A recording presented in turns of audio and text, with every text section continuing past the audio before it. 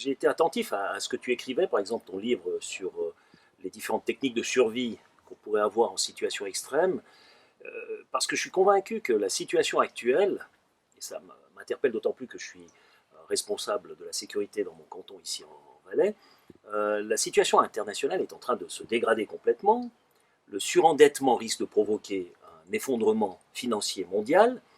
Et à ce moment-là, je pense qu'on risquerait de retrouver une situation du chacun pour soi, d'insécurité globalisée, finalement de manque d'acheminement d'énergie, de matières premières, de nourriture même. Et c'est là que ton livre, pour moi, prend tout son sens. Alors, je suis heureux de t'accueillir ici, Merci. maintenant, chez moi. Et puis, je sais pas, dans cette situation, la Suisse, comment tu la situes dans un cas de crise comme ça? Alors c'est vrai que les crises, parce qu'en fait c'est des crises qui sont en train de converger, des crises de démographie. Même en Suisse, nous sommes passés de 6 millions quand j'ai débarqué en Suisse en 74, nous étions peut-être 5, ensuite 6 millions, nous sommes aujourd'hui 8. Crise l'épuisement des ressources, pétrole en tête, mais aussi matières, minerais, etc. Crise écologique, on le voit avec de plus en plus de pollution partout, on le voit avec des migrations même qui sont dues à des problèmes écologiques à travers le monde. Et puis effectivement, crise financière, qui est un peu la cerise sur le château de cartes qui va s'effondrer, qui provoque toutes sortes, sans laquelle on ne peut pas expliquer tout ce qui est en train de se passer dans le monde. On peut pas, sans la crise financière et sans la pénurie prochaine de ressources naturelles, on ne peut pas expliquer ce qui se passe au Moyen-Orient, on ne peut pas expliquer ce qui se passe en Afrique. Et on ne peut pas expliquer les flux migratoires gigantesques qui sont seulement en train de démarrer. Et alors c'est vrai qu'on partage en tout cas un point qui nous sommes des Suisses patriotes. Moi j'aime mon pays et j'aimerais faire en sorte qu'il s'en sorte le mieux possible. Et malheureusement, nous allons en Suisse être atteints. Je crois qu'on ne peut pas vivre dans le déni en disant nous sommes sur notre petite tour d'ivoire.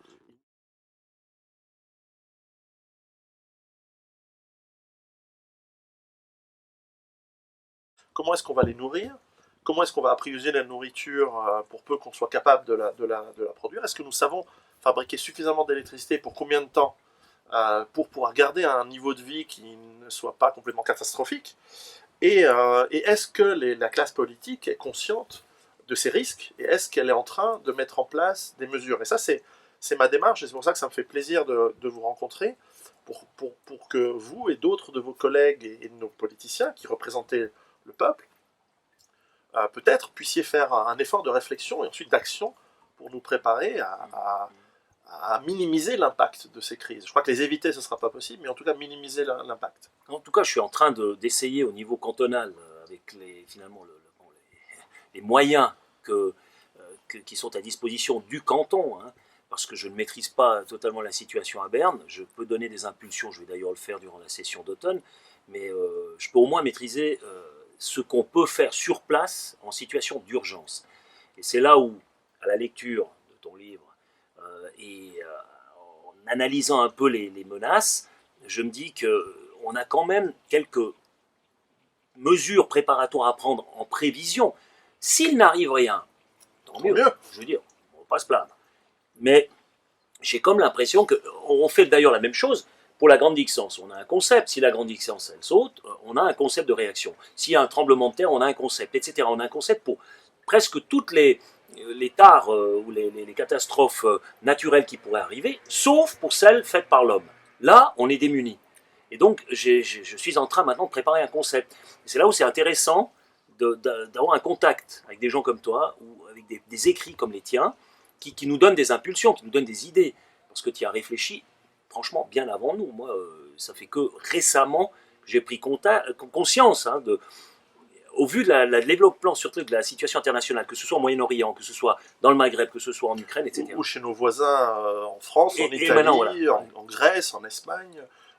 Aujourd'hui, on ne peut pas dire. Alors, parfois, les gens qui disent non, mais tout va bien. Mais non, tout ne va pas bien. Il faut aller à l'extérieur, faire quelques centaines de kilomètres, et on commence à voir la misère en France, la misère en Italie, des problèmes de flux d'approvisionnement qui commencent à ne plus fonctionner correctement. Aux États-Unis, quand on sort des grandes villes, c'est une catastrophe la situation économique. Et je pense qu'elle est pire que dans les années 30, déjà aujourd'hui. Et on n'en est qu'au début, malheureusement. Et donc, absolument, s'il y a quoi que ce soit que je peux faire pour aider à Berne, dans les cantons. Je sais que j'ai déjà travaillé avec avec la protection civile du canton de Fribourg, avec l'armée suisse notamment, pour aider à prendre conscience, mais aussi travailler sur des solutions locales. C'est obligé d'être local. On peut pas.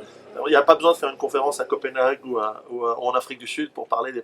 Là, il faut qu'on travaille sur le local. Comment est-ce qu'on va avoir notre eau? Comment est-ce qu'on va avoir notre nourriture propre, saine, comestible? Comment est-ce qu'on peut avoir de l'énergie? Comment est-ce qu'on peut travailler notre hygiène en cas de crise, épidémie d'Ebola ou pire qu'Ebola? La grippe, potentiellement, c'est pire qu'Ebola, etc. Il y a énormément de choses qu'on peut travailler dès à présent. Et je constate ça manque de prise de conscience, ça manque de coordination, et ça manque aussi de volonté d'aller au-delà des clivages politiques classiques, gauche, droite, etc., qui, à mon sens, sont dépassés par rapport à ce qui nous arrive dessus. Donc je suis ravi de discuter, et ce serait très intéressant de discuter avec des gens à Berne ou dans les cantons de tous les bords politiques. Je suis tout à fait ouvert à cette proposition, donc là on peut entrer en matière, parce qu'effectivement la crise elle sera globale, mais la réponse à mon avis sera infiniment locale. C'est ici, sur place, les citoyens qu'on a devant la porte, qu'on a devant son nez, qu'il va falloir faire survivre. Et donc les grandes théories, effectivement, ça s'arrête là. Et en tant que citoyen, c'est notre devoir de faire le maximum qu'on peut pour aider les autres. Nous ne sommes pas que des individualistes. Bien sûr, il faut s'aider soi-même en premier, aider sa famille. Mais à la fin, dans notre pays, nous devons faire le maximum pour aider nos concitoyens. Merci.